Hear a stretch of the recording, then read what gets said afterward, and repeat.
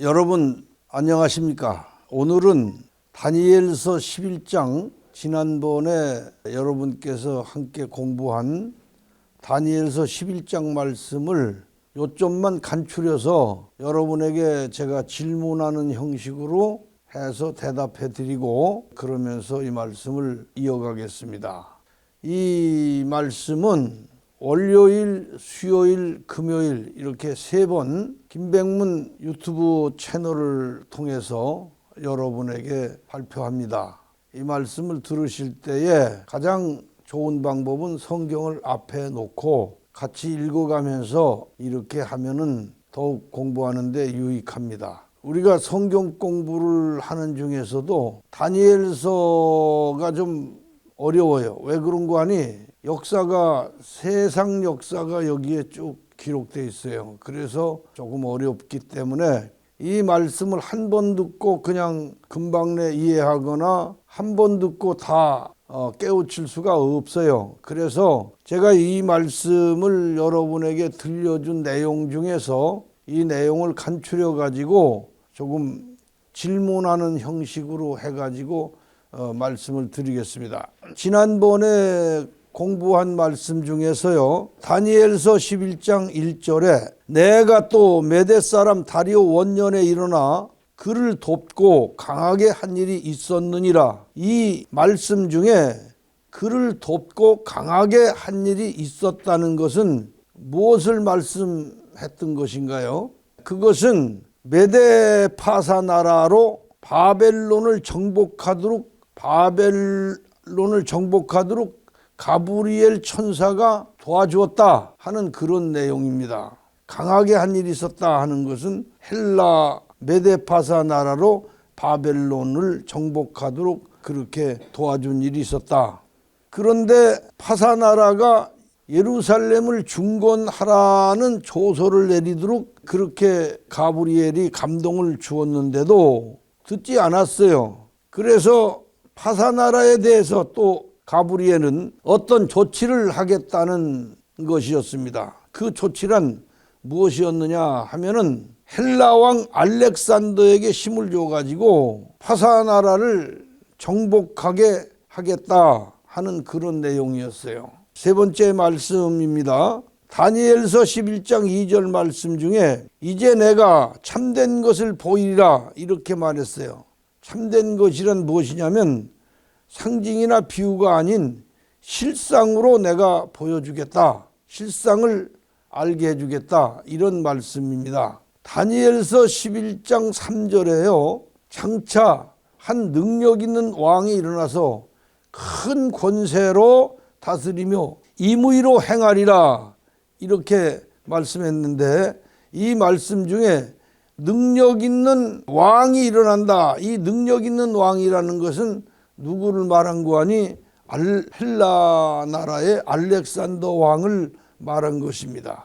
다니엘서의 바벨론의 역사를 상징적으로 기록한 것이 몇 번이었으며 실상으로 기록한 것이 몇 번이냐 하면은 이것이 공관복음과 요한복음의 내용과 같아요. 그래서 성경 사복음서에 3번은 비유로, 1번은 실상으로 이렇게 기록한 것 같이 다니엘서도 3번은 상징으로, 비유로, 1번은 실상으로 이렇게 기록했어요. 그리고 나서 내가 너에게 실상을 말하노니 하는 요한복음 16장 7절의 말씀이 있어요. 이 말씀이 요한복음 내가 너에게 실상을 말한다 하니 실상이라고 하는 것은 이것은 내가 너희에게 영적 차원으로 말하겠다.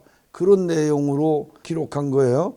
헬라의 알렉산더가 30세의 나이에 죽자 헬라는 몇 개 나라로 갈라지냐면 4개 나라로 갈라지고 그 중에 헬라 장군 중 하나가 남방 왕이 되어서 한 나라를 세우는데 그 사람이 세운 나라가 바로 애굽입니다. 애굽. 옛날에 그 모세 때 애굽이 아니고 그 이름을 따서 세운 나라다 그런 얘기죠. 로마는 아주 작은 나라로 있을 때 어느 나라와 동맹을 맺고 남방왕을 쳐서 이겼느냐 하면 시리아와 동맹을 맺어요. 당시 시리아는 유대 나라가 로마의 권세 아래 넘어가기 전에 유대 나라를 지배하던 그런 나라가 시리아입니다. 시리아는 모든 것을 어떤 한 나라에 주고 망하게 되는데 그 나라가 로마입니다. 시리아의 모든 권세와 능력을 갖다가 다 로마에게 넘겨주고 망하게 돼요. 다니엘서 11장 15절서 16절까지에 나온 말씀인데요. 이에 북방 왕은 와서 토성을 쌓고 견고한 성읍을 취할 것이라 이렇게 말씀했는데, 이 말씀에서 견고한 토성을 쌓고 북방왕이 와서라고 했는데, 이 북방왕이라는 건 누구를 말한 거 아니? 로마를 말한 거예요.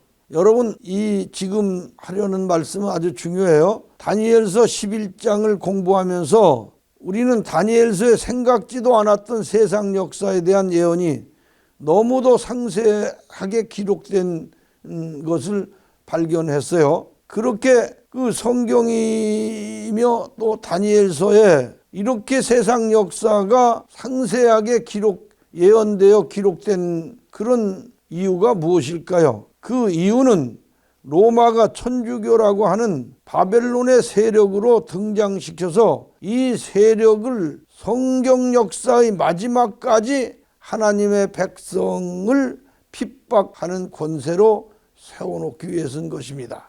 신약 성경은 모두가 그리스도 예수님을 중심한 역사이지만 다니엘서의 역사는 무엇을 위한 것이냐 하면은 그리스도를 핍박하는 바벨론의 역사를 기록한 것이다. 이렇게 제가 지난주에 말씀을 조금씩 간추려서 말씀을 드렸어요. 그러니까 내가 여러분에게 알리고 또 전하고자 하는 내용은 이 성경 역사를 기초부터 첫째는 구체적으로 겸손하게 하나님의 뜻을 마음에 담고 이걸 차근차근 공부하면서 예수 믿는 사람 또는 예수 믿는 지도자가 된 사람, 이렇게 되면은 다른 문제가 없는데, 이 기초가 없이 뛰어넘어가서 코스를 어떤 그 공부하는 과정이나 코스는 무시하고 그냥 믿습니다 하고 시작한 믿음으로 그 다음에 신학교 가서 조금 공부하고 그리고 목사가 되고 그래가지고 어쩌다 보니까 유명한 목사가 되고 훌륭한 목사가 됐다. 그래서 이름 있는 목사, 알아주는 목사가 된 사람들이 있어요. 그런 분들이 그 한국 기독교에 가지고 온 그 여러 가지 그 문제점이 뭐냐면, 첫째는 WCC, NCCK, 옛날엔 KNCC라고 했는데 이제 영어들을 많이 잘 하니까 NCCK라고 이렇게 제대로 얘기하는데, 그 WCC라고 하는 것은요, 이게 세계적인 에큐메니컬 운동입니다. 그래서 W라는 거 월드, C라는 Council of Church라고 그래요. CC, Council of Church. 그래서 월드 카운슬 오브 처치를 WCC라고 약자를, 이 운동은 1948년에 세계교회 협의회가 결성된 그런 거예요. 세계교회 협의회. 근데 한국의 NCCK, The National Council of Church in Korea라고 그래요. 그래서 N, National, Council, C, Church, CC, in Korea, K. 그래서 NCCK라고 하는데, 이게 이제 한국 기독교 교회 협의회라고 하는 거예요. 한국 기독교 교회 협의회. 이 한국 기독교 교회 협의회가 그동안 한 일이 뭐냐면, 민주화 운동이라고 하는 소위 진보, 훗날에 그게 이제 좌판이 이런 진보니 해가지고 그 역할을 톡톡히 해내는 그런 그 한국교회 기독교 협의회입니다. 이건 기독교 사회운동, 기독교 진보단체로서 WCC의 한국 지부 역할을 하고 있어요. 이 단체가 종교 혼합주의 단체입니다. 그래서 이들이 말하는 말하고 주장하는 종교 통합이라고 하는 것은 교회 간의 통합이 아니고 캐톨릭, 불교, 힌두교, 이슬람교, 샤머니즘, 만물 숭배, 하여튼 정령, 이 세상 종교로 있는 모든 것을 하나로 통합하려는 세계 단일 종교 결성이라고 볼 수가 있어요. 이게 배경에 천주교거든요. 유대교하고.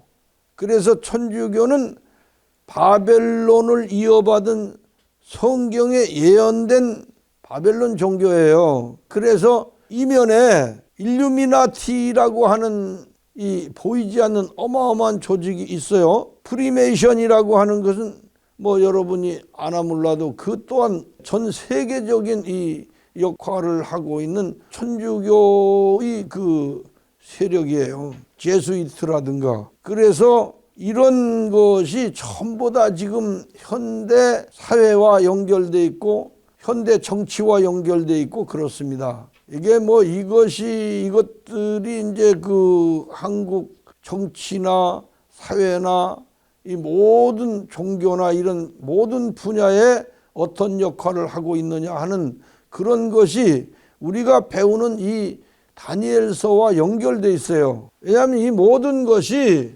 당시 천주교회와 로마의 황제이던 콘스탄틴이 그 콘스탄틴 황제가 로마의 모든 나라의 권세를 천주교라는 교권에다가 다 넘겨주어 가지고 천주교를 전 세계에서 가장 강력한 힘을 가진 종교단체로 세상 나라들을 뒤집어 엎을 수 있는 그런 막강한 힘을 가진 종교단체로 세워주고 그 힘을 다 준 것이 뭐냐면 로마입니다. 그러면 그러한 역사가 우리가 이해할 수 없는 역사가 성경에 기록되어 있고 성경 역사에 이렇게 쭉 우리에게 알게 하는 것은 오늘날까지 이어지고 있는 바벨론의 세력이 천주교라고 하는 그 종교가 우리에게 주는 그 여러 가지 영향 이런 것을 알고 우리가 어떤 종교단체 함부로 속해가지고 거기서 뭘 배워가면서 신앙을 얻고 영생을 얻겠다는 그런 혹 잘못된 길을 갈까 봐서 하나님께서 우리에게 미리 이러한 것을 성경을 통해서 말씀을 통해서 역사를 통해서 또 특히 다니엘서의 이 말씀을 통해서 알게 하고 깨닫게 하는 것이다.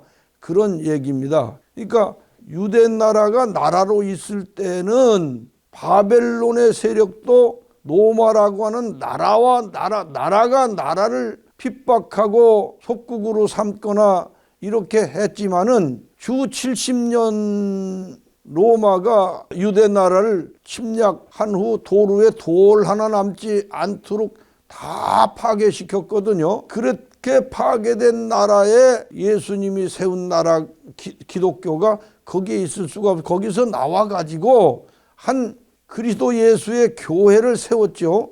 그 교회를 세워서 이제는 하나님의 교회가 유대 나라에 복속된 것이 아니라 이제는 따로 그리스도 예수 교회로 초대교회라고 하는 한 교회로 설립되고 거기에 들어가서 세례받고 거기에 들어가서 믿음을 얻게 되면 하나님의 백성이 되었다는 거예요. 이렇게 유대 나라가 교회로 탈바꿈하자 로마도 재빠르게 한 교회의 세력을 세워가지고 천주교라고 하는 교회를 세워가지고 그 나라의 권세를 천주교회에다가 다 주어가지고 그때부터 기독교 초대교회를 압박하고 핍박하고 이렇게 해서 하나님의 백성을 갖다가 무너뜨리는 그런 역할을 하게 된다는 얘기. 이것을 알게 했으며 그 역사가 유럽의 그 상당히 긴 역사를 이어가게 하고